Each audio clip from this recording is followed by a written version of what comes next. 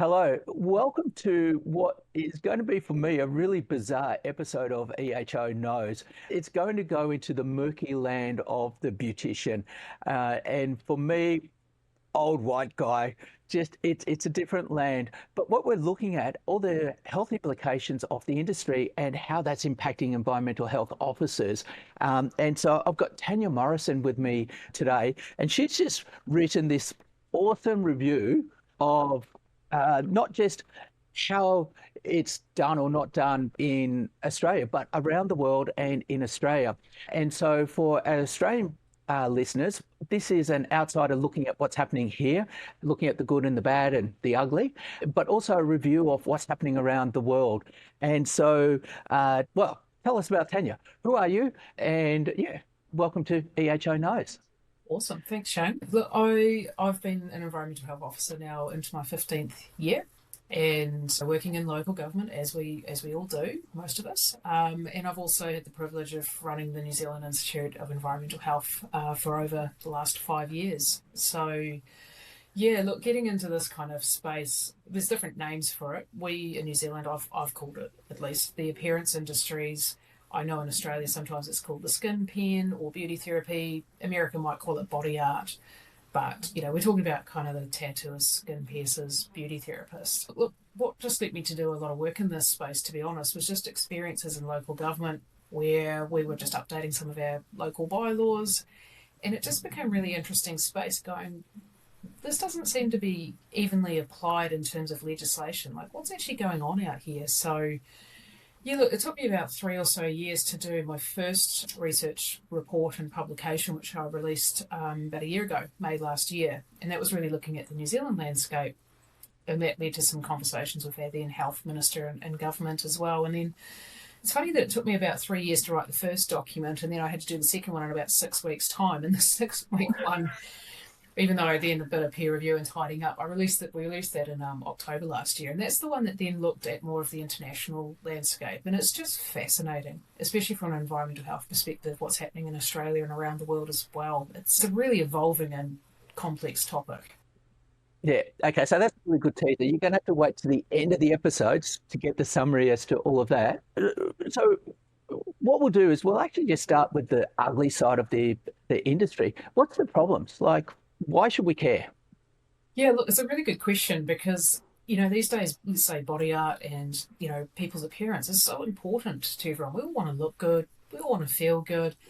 But if you think of something like tattooing, I mean, years and decades ago, it was a bit of a stigma around it. It was kind of, prisoners or sailors or whatever. And it's just morphed so much now. It's so common. It's so mainstream. I think we used to have how many people were tattooed. If you looked at 10 people, you might have maybe one in that lineup. And then, another decade or two later, now you've got 2 or 3 out of 10. And over time, those stats have just changed. It was like 1 in 4 people in New Zealand we think are tattooed. Now it's 1 in 3. I challenge that. It's probably getting closer to 1 in 2 sometimes. So it's now like an industry that's almost just like a hairdresser. You just go off and you get your hair cut. So you just go off and you get your eyebrows done, or you get your lips done, or I think I'll just get a tat done today. And so psychologically, it's become that commonplace. So we think it's just a harmless process that you can just walk in and just get it done. Absolutely. Um, Yeah. And look, these kind of places are popping up everywhere, like in terms of popularity and the growth in these industries is massive. You can walk down the main centre of any reasonable sized town, city, I dare say anywhere in the world, and you're going to walk past piercing studios, beauty therapy studios, not just your hairdressers, your tattooists. And, why not? I'll just go get another piercing today. And I guess to your earlier question, like, why should we care? We don't really care what people are doing from an appearance point of view. How you want to look is up to you. But of course, it's how those things are being done from a health risk perspective. This is what makes EHO's minds tick, because we look at that and we go, did they do that safely? It's not our job to judge what you want to do, what you want to pierce, tattoo.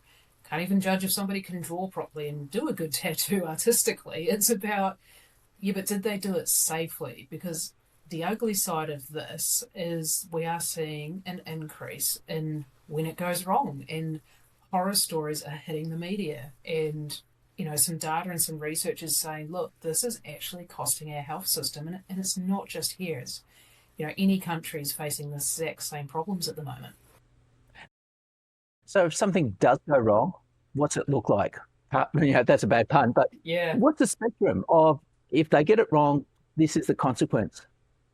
Look, it's a really challenging space. I mean, if I obviously speak to our own shores in New Zealand at the moment, we don't have any national laws for tattooing, skin piercing, and beauty therapy. The only thing we have at the moment are some local bylaws, but out of I think 67, close to 70 councils or territorial authorities, there's 14 bylaws that exist in New Zealand. And even looking at the major centres, Auckland is the biggest by population, about 1.7 million people, but we're only a country of about 5 million. And then the second biggest bylaw is down on the South Island in Dunedin, which is about 130,000 people in that city. So our capital city, Wellington, no rules apply. Christchurch, no rules apply. Queenstown, hot tourist destination. A lot of Aussies skip over the ditch for a long ski weekend. I'll get a little tattoo to commemorate that one. No rules apply. So, when it goes wrong, you kind of go, all right, let's put ourselves in an EHO shoe here because it's probably going to be us dealing with it. What do we do about it? This exact scenario happened to me actually a long time ago, probably well over 10 years ago. We had a woman come to us and said, look, I've just got this tattoo a few weeks ago, just through word of mouth. This guy, a mate of a mate, that's how it all happens. And me and my best friend, we went to this house and, just got tattoos in his living room. But obviously with her best friend, she knew her best friend, well, I presume she knew, she must have known that she had hepatitis C. It's a lifelong thing. And, whether they got matching tattoos or I don't know what the situation was exactly, but the friend went first. And then our complainant got the tattoo second. And allegedly, the tattooist never changed the needles. Oh, okay. And then lo and behold, now you're matching your best friend for life in more ways than one because now you've also got hepatitis C. And you hear that story and you just go, wow, look, there could be 1,000 different ways you've got hepatitis C, but all signs now start to point to it's probably because, the blood-borne transference. But the interesting part of this was we went through a really thorough investigation and process with this. And, at the end of the day, if we were to stand up in court, a medical officer of health, our delegated doctor, is basically saying unless that client or that person had a blood test right before the tattoo and right after the tattoo, you will never prove that that person gave her hepatitis. And the whole thing just fell apart. It's like, well, you bang your head against a wall thinking, surely we can prove that this is how this has happened. And you can't. So where does that leave you as an EHO? And at the end of the day, this woman's now got hepatitis. She's got to manage for the rest of her life. And all you can do is try to educate people going, yeah, the risks are real. This is what can happen. So this guy operating from home, was it a business? No, well, see, that's the interesting thing. So, this was in a city where a bylaw did apply. And you've got two opportunities there as an environmental health officer. You can try to contact them, reach out. You can cold call, knock on the door. Clearly not alone from a health and safety perspective, not a wise idea. But, as warranted environmental health officers in New Zealand anyway, we're not allowed to enter dwelling houses unless we're invited to. So even if I got an invite from this guy, say I knocked on his door and said, hey, mate, I just want to have a friendly chat. Do you mind if I come in? And he goes, yeah, cool. Awesome, I've got my invitation. That still doesn't give me the right to search his house high and low. Where are you hiding the tattoo kit? And even if I found it, what am I going to find from an investigative point of view? So, we went through every rabbit hole scenario with this one. And at the end of the day, all we could do is contact and just say, are you doing this? And of course, they're going to say no. Okay, well, if you are, then be aware you need to comply with, the local bylaw. But what if you're in a place where there isn't a local bylaw? What do you do? So not only are you stuck with the problem of you've got the underground industry, Yeah. but the fact is that even if you went to a legitimate one, depending on where you are, there's virtually no laws applying as well. So, so we can attempt to clean this up, but the more restrictions we put in place here, potentially the more growth you end up with people, doing it from their lounge room or whatever. Okay, so So in your document, you talk about infections, acute toxicity, allergic response, biophysical damage as being the possible side effects.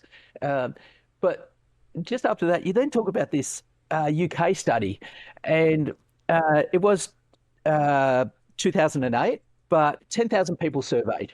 Of the Hmm. 10,000 people, 1,000 people had a piercing not in their ears. So we don't care about ear piercing. We're looking at everything else. And then of those, 31% had complications, 15% needed medical attention, and 1% of them were hospitalized. So, if you're getting anything else pierced apart from your ears, uh, you've got a 30% chance that you will have complications, 15% needing professional help. That was 2008. Now we're talking about more and more people getting it done, Hmm. but nothing's necessarily changed. So that's an interesting, like to me, they were frightening stats where you're just going, does that mean if I walk into a legit clinic, Yeah.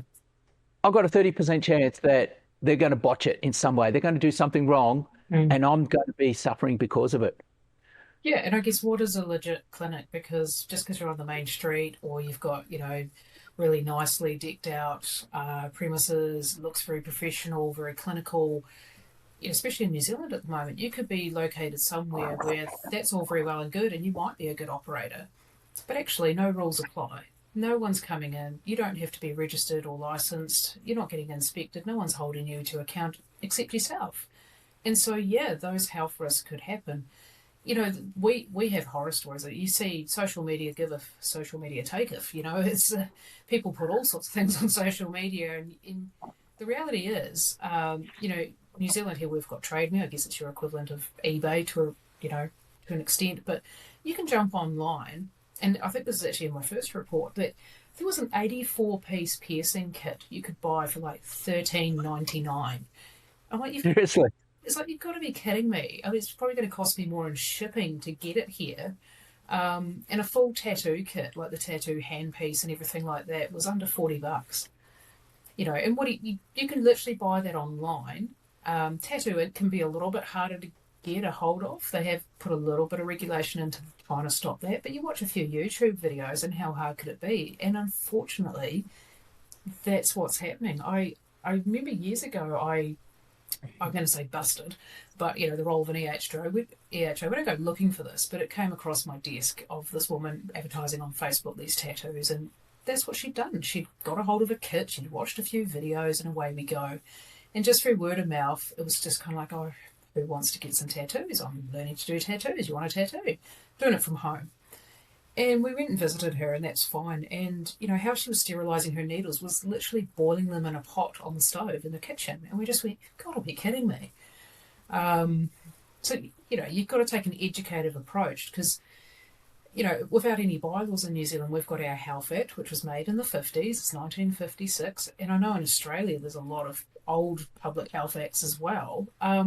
But here, the maximum penalty, if we proved a health offence or a health nuisance, if we went to court and if she was convicted, is up to $500. Now, it's going to cost you more. He's It's taking. going to cost you more to talk to a good lawyer about that for an hour than it is. So you'd have to have really good workplace managerial support to back you on that one. The reason you would do it is not because of the penalty. It would be the publicity of sending the message going, this is not on. You can't do this. You're going to hurt people. Yeah, look, there's horror stories everywhere. The interesting thing about that UK study, even though it was 2008, was that, yeah, there was about 1,000 or so people, as you said, that had the piercing somewhere else besides the earlobes. But of that 1,000, the majority were women. And I think specifically it was about three-quarters of them were aged between 16 and 24 years old. So that's really interesting as well, even for 2008, because I would suspect it is still that age group, but actually there's a real trend in middle-aged and older people getting tattoos and piercings for the first time in their 50s and 60s. That is actually the growth age bracket, believe it or not. It's really fashionable to go, I'm in my 60s, I'm going to live a little. Why not? Let's go get some in. Probably makes sense because you've got all these young women now And so that market's saturated. Meanwhile, you've got all the older ones going, "Oh, this is my little bit of rebellion." And Yep. I'll go for the politically incorrect question, which is, this is surely just a bunch of wealthy women who, are just looking after their own looks. Why should taxpayers waste their money policing this? Yeah, look, it is a good question. And to be fair, it is probably a female dominant market in terms of particularly more the beauty therapy side of things, if they're changing their appearance and that. Yeah, not in the piercing and the tattooing space. It's probably a more even spread there as well. I guess from a taxpayer point of view, why should we care? It's because it is just costing us so much in the health claims. Because it's the things that are so hard to count and quantify in numbers. And I found this out in my research. I made some good friends up and down the country, as you do, official information requesting various councils who had bylaws, but also we've got in New Zealand the ACC, the Accident Compensation Corporation, where it's basically if you injure yourself, then, the government to a degree are going to help you foot the bill in terms of medical treatment and whatnot if it fits the certain criteria. But the stats that I could pull were the tip of the iceberg. If it's reported at all, it may not be reported very well. But the indicators from the data, even though we suspect it's grossly underreported, are just showing that it's growing year on year on year. It's costing more and more and more in these health claims. And this is even through a couple of years of COVID, where a lot of these industries couldn't even trade for a few months due to lockdowns. And yet the trends didn't really buck. And we're going, hold on a minute. And the more we dive deeper into it with the data, even though beauty therapy is probably the most popular in terms of how many businesses of that kind are in existence, the three main industries that were causing the most problems health-wise and dollar-wise to our health system were actually tattooing, skin piercing, and nail salons. Now, everybody knows somebody who's got a gross story about a nail salon. We all do. But, Okay. it's just really interesting that even though, I think the numbers for New Zealand might have been just over 1,900 registered premises, and this is for the 14 areas that only have bylaws, keeping that in mind. There's about 1,100 out of 1,900 with beauty therapy. Okay, so that leaves 800 close to that of something else. And it might have been, I think it was about 400 or something like that, might have been in the tattoo skin piercing realm. And yet, they may not be the highest number in terms of how many businesses and operators are out there doing this, but it's the highest risk because it's the most invasive. And the health data and the information shows it is literally where the most problems are coming from. So I guess, why do we care? Yeah, you can definitely argue that. But there's also the pressure these days, and I think this isn't just female, this is males as well, to look younger, to be more trendy, to be unique, to stand out, to be an individual. The power of me these days, if I can call it that, is people really want to be seen. So you can't be like everybody else. You've got to stand out, which means people are pushing the boundaries. And it's your skin, it's your self-esteem that's caught up in it. And then when it goes wrong, now you're just spiraling downwards. It's also an industry where once isn't enough, people just keep on going back for more and more. And so that's then the bizarre part of it, is that if you're on the downward spiral, then just double down. But yeah, it is a really complex social problem combined with, and then the stats, the cost to the society as a whole. But yeah, the cost of the individual is very, very large, and it needs to be addressed. You mentioned briefly about the Health Act, and that's part of the joke, isn't it? That the Health Act applies to practitioners. Yeah. And then I need to quote this. It was page 11 and 12. What's the definition of a health practitioner? And a service provided for the purpose of assessing, improving, protecting, or managing the physical or mental health of individuals or groups of individuals. And you go, but this isn't a health procedure. This is to just change your appearance. And so because of that, the Health Act doesn't apply. Mm-hmm. The Health Act only applies if you can call it a health nuisance, which is now starting to be talking about, being offensive or injurious to health in a New Zealand context for our law. But, this is the same law that EHOs use for, big piles of dumped rubbish, for example, other things that you might think really are putrid health nuisances with rodent problems and all of these things running around. So the scope of what is a health nuisance, because we don't have anything else national legislation wise, unless of course you have a local bylaw that might say otherwise.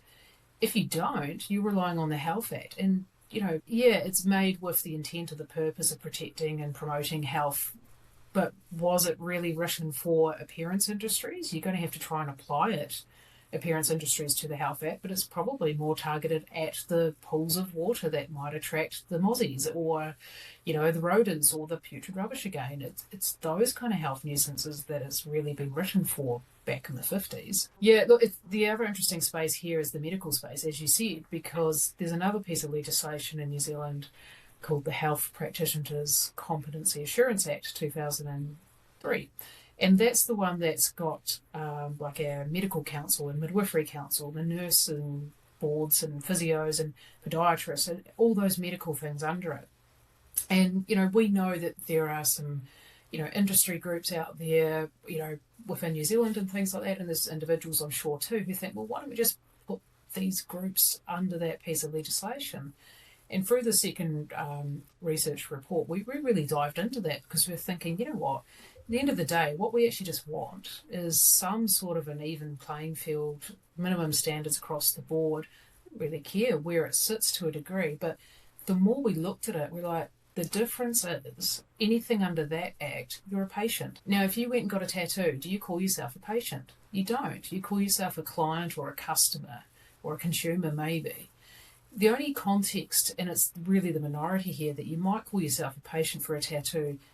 For example, you might have had, breast cancer and a reconstruction, and then you might want to cosmetically, part of that reconstruction, get tattooed. You're probably going to be doing that in a hospital setting anyway. That by default comes under medical. You'd probably call yourself a patient because it's part of your reconstructive, surgery or whatever. But day in, day out, to just what we'd say a normal tattoo, if I can call it that, tattoo, piercing, other beauty therapy treatments, generally you're not a patient. And that's what we came to the conclusion, and I say we because I worked with the New Zealand Association of Registered Beauty Professionals, assisted me as co-authors in that second report. We all want the same thing, industry groups and things. We might disagree about where it sits under what piece of legislation, but we just want some structure and some minimum standards for them to actually protect and promote public health so we can see these health risks and, communicable diseases, rates, everything go down, and it will take the pressure off our health system financially. Yeah, it's just an ongoing argument and headache about, well, what can we do about this? Yeah, so if you're a patient, you're reasonably safe. If you're a client... That's the thing though, isn't it? Because I think we fall into this trap, don't we? If you think about a food premises, you think, oh, well, they're licensed, they have, someone's going and inspecting them, surely I'm not going to get food poisoning, and yet it still happens. So, it's no different to this. I know of someone who works in the industry as a cosmetic tattooist, and, they were explaining to me, look, I feel the pressure of having to feel beautiful and appear a certain way because people come to me to feel and look a certain way, so I've got to look stunning. And this, to be honest, this is somebody who already did look stunning. I couldn't believe how old she was when she told me she was pushing 60. I would never have picked that in a million years. And, I thought the day I saw her that maybe she just wasn't feeling very well because she had a mask on. And after COVID, we don't really question these things, I guess, the same as maybe we did years ago. And then she finally just said, oh, look, hey, I'll take my mask off and I'll tell you why. She said, look, I felt the pressure, so I went to a reputable clinic, I believe probably even a medical-based one, and, something bad happened, whether they nicked a nerve or something happened, getting some sort of an injectable filler or Botox in her face, and she's 5 surgeries later still waiting on a 6th one to correct it, basically to take the equivalent of concrete filler out of her face. Oh, yeah. And she just said, look, I know this industry. I love it. I've been in it for decades. And trust me, she's an exceptional operator. She's very well educated and operates a very high standard. She's not just going to go to anybody, and then it just through no one's fault, really, just bad things happen sometimes. They've just put it in the wrong place, nicked something they shouldn't have. It's your face. You can't hide it. The only thing she can do is people just think that she likes to wear a mask all the time, and the only benefit is COVID. We don't question it so much anymore. So, Yes. the point is horror stories, lifelong effects. And, that's lost work hours, that's lost confidence, that's the effect on your family and your whānau relationships. For her, it's her business, public facing of the beauty therapy industry, people coming to her reputation. How do you measure all of those costs? It's not just the physical health and surgeries and health effects and reactions and medications and everything she's gone through. It's not just that. This is really costly, and that's just one person. That's a perfect answer. So what's really bizarre is that in almost anything else, we would think that the act, which then has the risks and then the protections associated with it, is what you focus on. But with the Health Act, depending on why you're doing that act will determine whether or not you have to put all the protections in. So you can have a nurse doing something and she's got a list this long as to all the things she has to do. The moment you go step into a beautician's clinic, oh no, the intent is different. It doesn't matter that they're doing exactly the same injection, cut, thread, whatever the case may be. No, the requirements just totally disappear. So we've now got, just two totally different standards there based on intent. But the fun and games is now you're highlighting just the fact that if you go to Auckland and Christchurch, you've got one set of you've got one set of standards in play, but then you go down to Dunedin and you've got a much higher set of standards in play. And then as we go around the world, we've got different rules in place. And as you head into Australia, state by state, we've got different rules. So here we go. Whereabouts in the world is the best? Who do you think's going to be the safest? Yeah, that's a loaded question. Yeah, it's really tricky.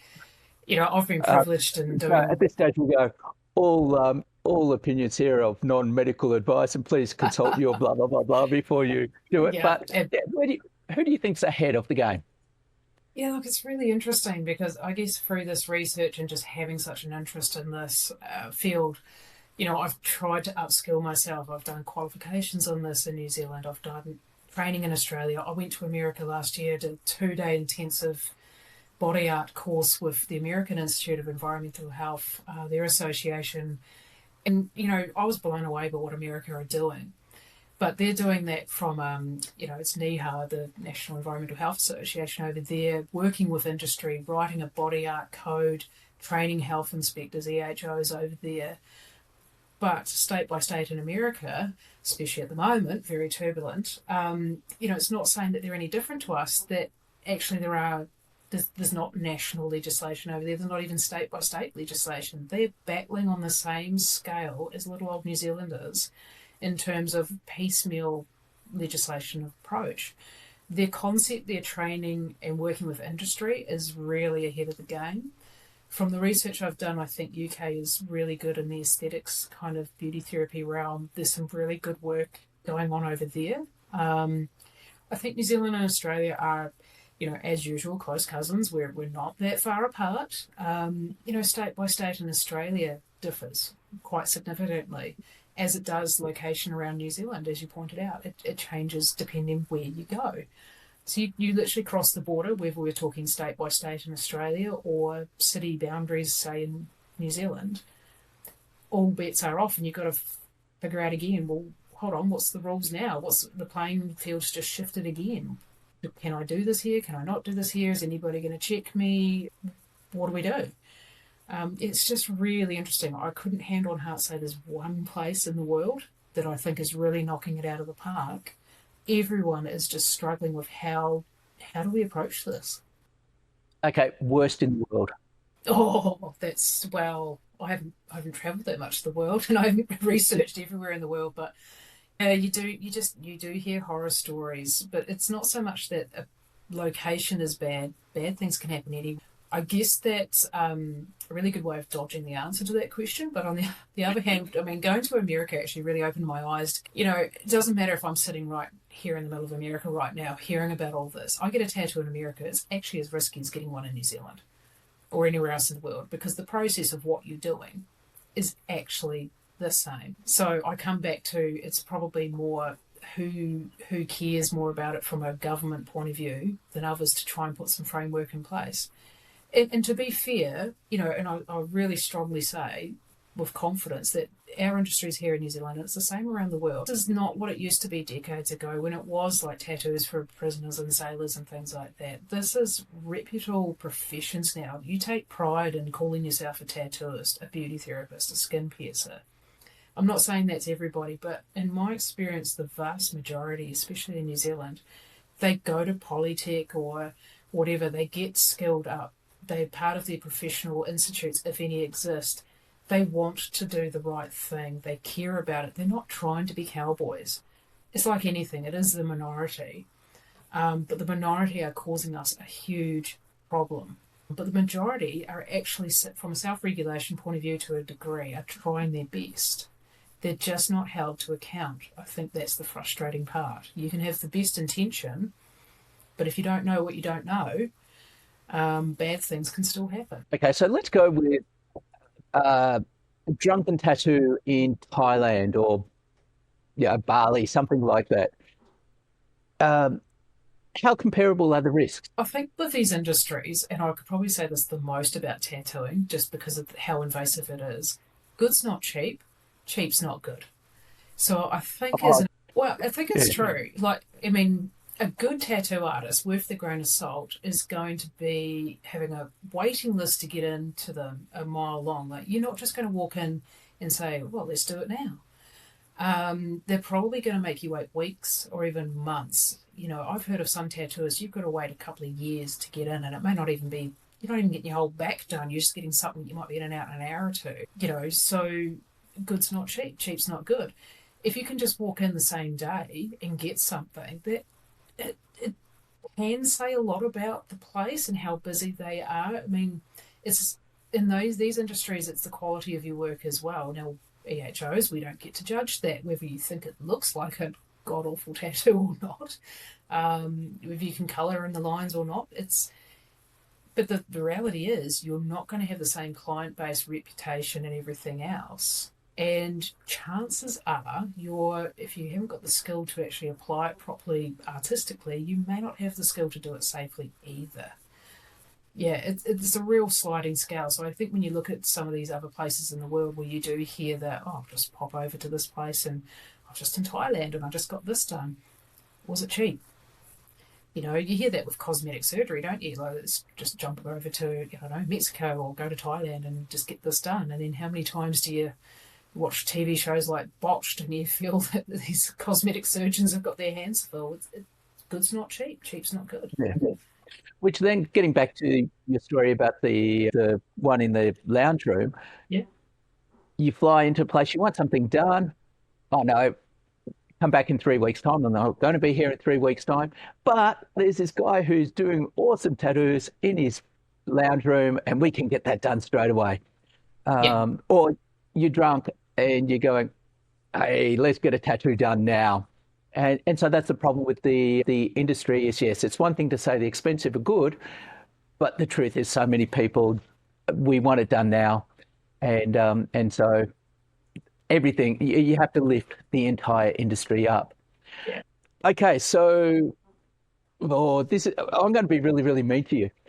And I'm just going to rattle off states and countries, knee-jerk reaction.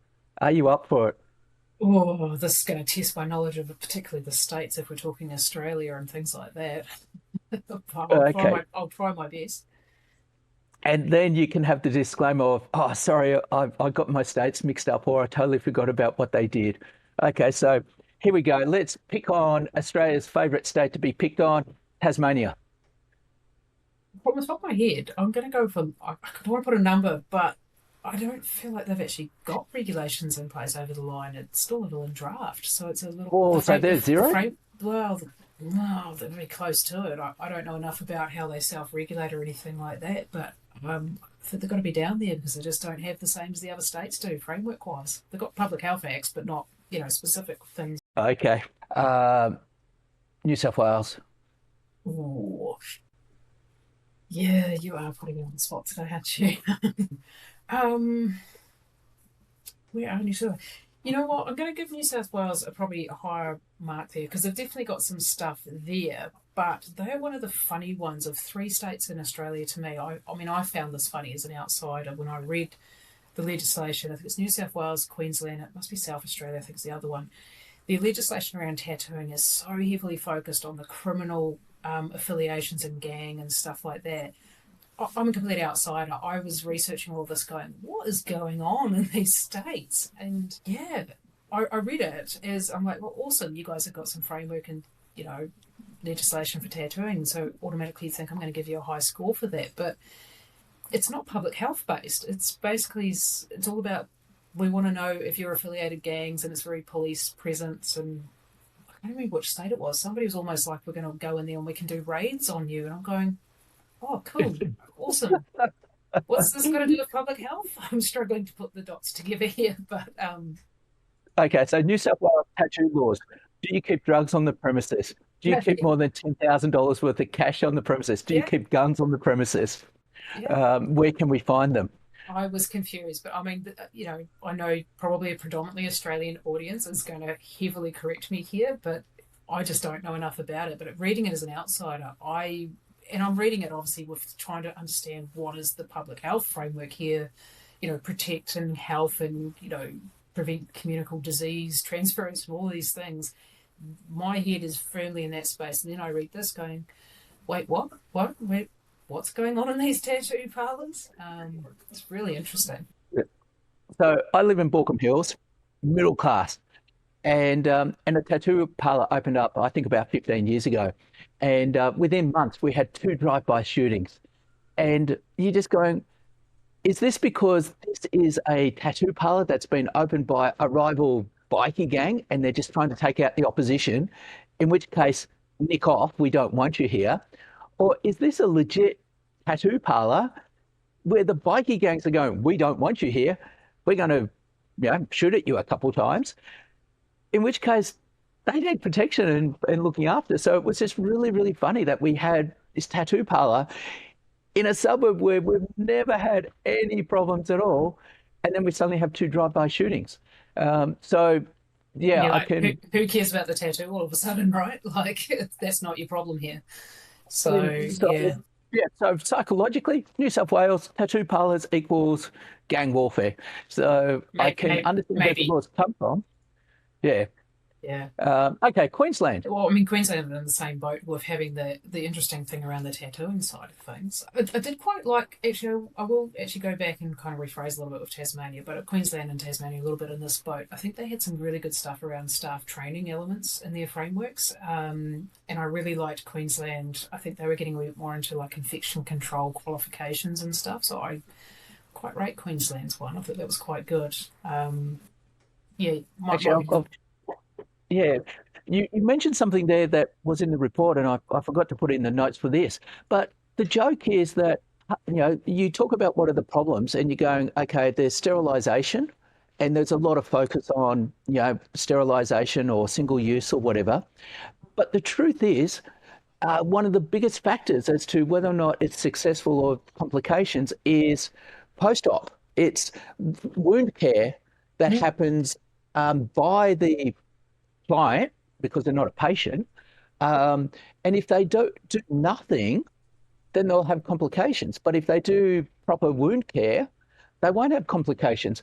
And so I think from an EHO's point of view, that's a really interesting one because you can walk in and you can assess, do they have sterilizers? Are they using sterilizers? Are they using single use? And you can see that. But what's really hard to evaluate is actually what's the information that you give for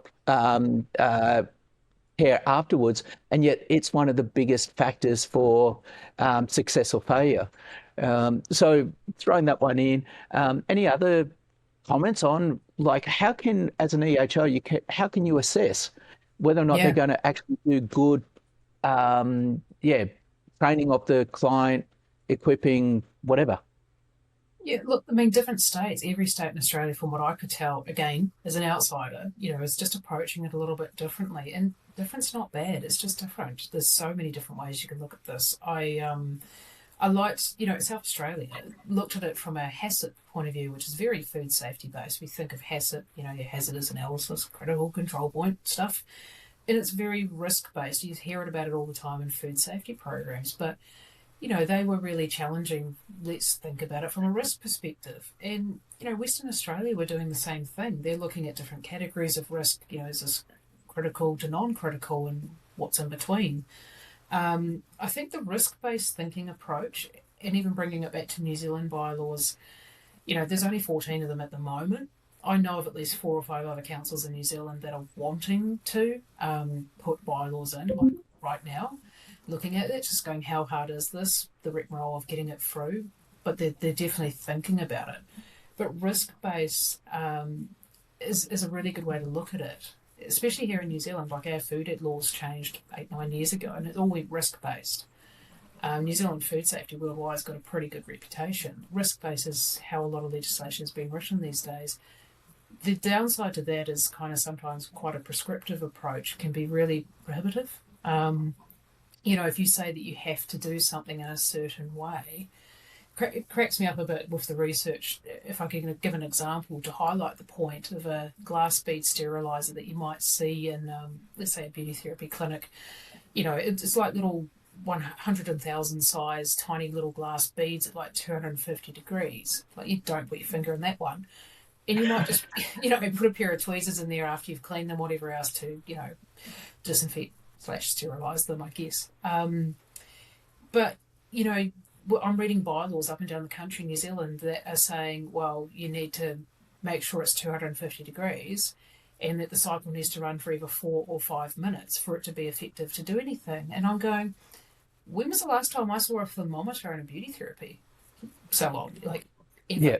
And even if you could, does it read up to 250 degrees? And where's the science to say that, 248, no, not good enough, it's got to be 250. You're not going to put your finger in that one to figure it out. But then you also buy so many makes and models of these units. A lot of them are pre-programmed. You just push the button and it does a cycle.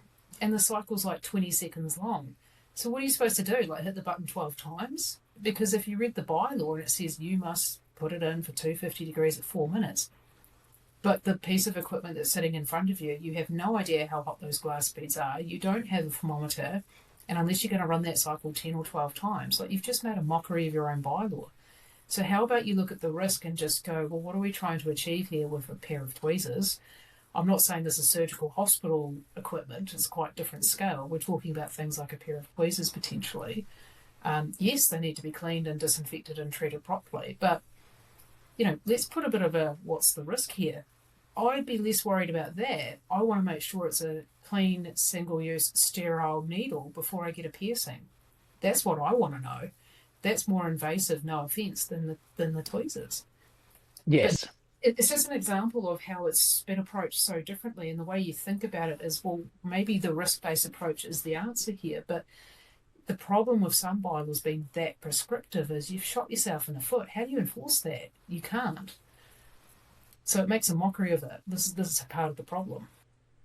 You've also done the sterilisation course for hospitals, haven't you? Yeah. And look, that was a few years ago now, but this has been a bit of a pet interest area of mine for probably at least a decade now. And it was about, I think, 2016 I did that. And, part of that was actually the practical elements. We actually did that in a hospital. And that gave me great exposure to the other end of the scale, where I'm literally seeing, autoclaves for surgical equipment the size of walk-in chillers that I'm used to in a food inspection. And just the level of criteria there gave me a lot more confidence in the medical profession. I can give you that that advice for free. The checks and balances there are pretty high, as you would expect if you're going into open heart surgery. You want your scalpels and everything to be sterilised properly. But, even watering that down in terms of scale to, say, a piercer properly processing their equipment. As you said before, we can go in and look at the sterilisation and the processes around this. The biggest things to get right really is not just the equipment from the sterilisation point of view, but it's the people factor of the conduct. The education around this, like hand hygiene, something so simple could, it's so underrated, washing your hands properly. But I mean, I'm frustrated reading bylaws that say disposable gloves, surgical gloves, single use gloves. I'm like, are we talking about the same thing here? Sterile gloves, I think, is the other one. It's like there's 4 different names for gloves. They're not all the same thing. What are you talking about? Because, Yes. it comes back to the point of inconsistency, is what I found is, it's not just New Zealand with our bylaws, even state by state in Australia. The UK's got the same thing. The America's got the same thing, state by state. We all want the same thing of an even playing field, minimum standards to help, have some framework and accountability and raise health standards. Awesome. But we're all coming at it from different angles, and then you get this inconsistency, which just makes it so hard to manage. We would love to see a national legislation in New Zealand, and then we don't have the piecemeal approach. We just have a law that applies to the whole country. Everyone plays by the same rule book. How good would that be? Assuming that the rules were written well, but, if they were, how good? And we just do a little jump outside of the ditch and go, wouldn't it be cool if Australia had, national standards Yeah, and you knew that if you walked into somewhere in Albury and you walked into somewhere in Wodonga, you'd be playing by the same rules. Um, and now Lauriston in Albury will just be laughing because there's no way you're going to have the same standards between Albury and Wodonga. Yeah, and then like you said, even just city to city in New Zealand, it's different rules. Um, in a couple of weeks, or episodes time, I hope to have Blacktown Council presenting because they're doing some amazing work on trying to standardise there and going through their journey. But yeah, you're right. Every single council is trying to fight it on their own in their own way. Hopefully, what this episode will do is actually highlight how important it is, because I am sure there's some councils out there who are doing virtually nothing. Partially because they're doing a lot of other things, but partially just because it's yet another one of those rising sort of issues. And what we're doing is hopefully saying, hey, it's a really important issue. And so, yeah, but every council is effectively tackling it on their own, in their own way. yeah. Um, I yeah, remember being it's actually one of the Australian conferences a couple of years ago, and it was a great presentation there talking about these kind of things. I mean, I know an Australian audience might know about the snowflake death, the guy V. Slice and what happened there, and I believe he's still in prison at the moment, manslaughter charges and other things he got up to. But there was someone from the audience, and I remember it really distinctly, an EHO conference, and just said, why do we care? Why is this an EHO problem? Like, haven't we got enough to do? And we're like, yeah, we do have enough to do. I feel your pain there, but who else is it? Because what is public health? What is environmental health? What are we here for? And I think it was in one of your early episodes of your podcast, Shane, one of your guests, it might have been Ariana, I think. And I love the way she summed it up, and it's really just stuck with me ever since, is our role is just protecting people in the environment around them. And it doesn't matter if that environment is the food we eat, the water we drink, whatever else. It's the things we choose to do as people. Well, this is one of the environments that we as people choose to put ourselves in for whatever reason is not the point, because it's not our job to judge why I feel the need to go and get Botox or why I want another tattoo or whatever. But if you're going to do it anyway, we're looking from an environmental health lens about how do we protect the people from that environment to make sure the environment within that and the context around it isn't going to cause harm. Isn't that what environmental health is all about? And, I think it was almost a bit of a line going to almost form to kind of shoot this individual down, going, what do you mean? Why is this environmental health? Why should we care? I think half the room was about to jump on that person going, you've got to be kidding me. yeah, So, yeah, probably think twice before you say that in a conference again. But, it's interesting, though. It does highlight different challenging points of view on this because it's a fair question, to be fair. Like, why should we care? Because, well, who else is going to? Where do these industries fit? Even from what we've talked about today, they're not really medical. So what are they? Where do they fit? Environmental health. That's where it is. It is environmental health. It's profoundly local. So hopefully today we've managed to highlight, the inconsistencies and saying, hey, this is a problem. What I do have to say though is health risks associated with the appearance industries in New Zealand and options for achieving adequate regulation. Beautiful read. So if you are an environmental health officer and you are just reviewing what you do, start with this as a great document. The intro talks about the problems or whatever, but you've got a beautiful couple charts in there, love charts, about procedure risk. And it's a great starting place. But then you go through and you list some of the states and countries as to all the things they cover. And I find those lists absolutely awesome because if you want to know all the steps that you have to do to have a safe clinic or whatever, you've listed them there. And yes, you can go back and get the original documents. But mate, it's only 59 pages. 6 weeks, remember that one was quick. But yeah, seriously, it is a really, really good place to start. And so I think you've done an awesome job in that document, and hopefully it will have a big impact in the way that New Zealand heads, but also over here. It'd be awesome to see what happens. Now, viewers, it would be awesome if you give us your thoughts. Like, what are the challenges in the industry, or what are you doing about it? And then, there are organisations. So you're El Presidente of New Zealand Institute of Environmental Health. Yep, NZIH. Okay. And so the benefit of being part of the organisation is that it's a network of people who are talking about this thing and working together. And then, talk to each other. But yeah, in the podcast, whatever platform you're on, jot some notes in. We're trying to do a Facebook page, but it's all about trying to, one, encourage you, and two, get you talking. So thank you very much, Tanya. It's been a great, bizarre discussion. And hopefully we can change that 30% complications and get it down to 0%. Awesome goal. And so thank you very much for today. Awesome. Thanks, Shane.